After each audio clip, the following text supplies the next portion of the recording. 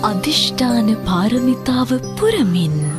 ලෝතුරා තථාගත සදහම් මග වඩින දහම් දූතයින්ගේ දෙවන සම්ප්‍රාප්තිය සියම් දහම් පාදයාත්‍රාව බහුජන හිතසුව පිණිස පසුගිය වසරේ කතරගම සිට කොළඹ බලා පාගමනින් වැඩි සියම් දේශී මහා සංගරුවන මෙවරත් ජුනි 10 වනදා සිට දින 20ක් පුරා ත්‍රිකුණාමලයේ සිට සෙංකඩගලපුර දක්වා ගම් නියම් පසුකර වඩින ප්‍රතිපත්ති පූජාමය අධිෂ්ඨානයේ යාත්‍රාව ත්‍රිකුණාමලය කන්තලේ හබරණ